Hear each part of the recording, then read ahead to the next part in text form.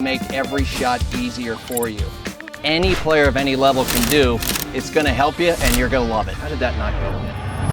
Finding the fairway, probably the most important part off of the tee. I want to give you something that was taught to me as a young man by a very influential senior golfer, a gentleman named Bo Williams, who actually won the senior amateur 2 times. He reminded me that that tournament gets harder to win the older you get. But he taught me a few things, and one of them is those little player workarounds, or those little secrets that the generation prior to mine would only pass to their friends. So I want to share that with you. When you get to a par 4, maybe a short par 4, somewhere where you've got to hit the ball a little bit more accurate, I want to call this the fairway finder.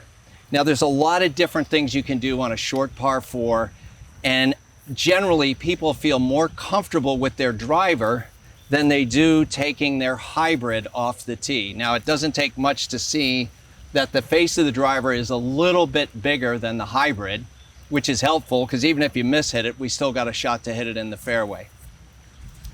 But how do we go about hitting our driver when our common sense is telling us you don't need this club, it's not a long hole?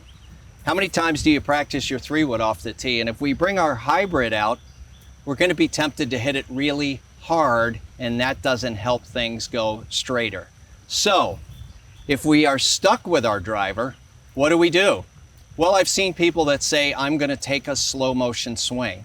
That slow motion swing is awesome, but don't be surprised if you really guide your swing speed if you accidentally hit it right here in the center of the club face. That ball's going to go a little further than you think. Those are fun to have, but not necessarily on the hole where distance is not your concern.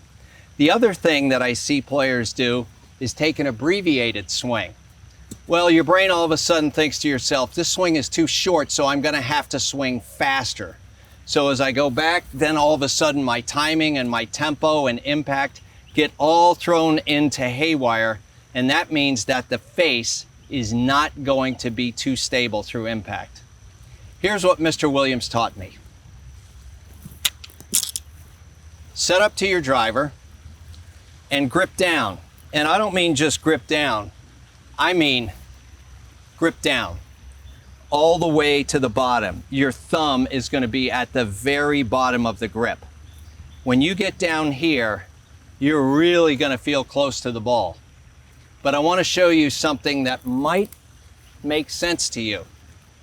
If I grip down on this driver right here, and in my hand I have my 7-iron, it's the same length. I seem to hit my 7-iron pretty accurate, and I bet you do too compared to your driver. So the fairway finder becomes one where you're gripping down on your driver.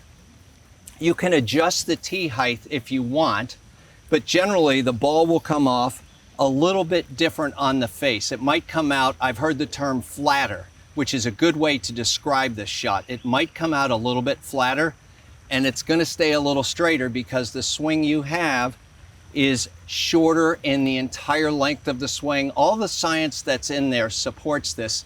The thing that's really cool is that someone who has won the senior amateur twice passed it on, and to watch it work for players of other levels tells me this really makes a difference. So when we've got to find that fairway, we're going to grip all the way down to the bottom. Of course, you're going to stand a little closer, and then you're going to put your 7-iron swing right on it.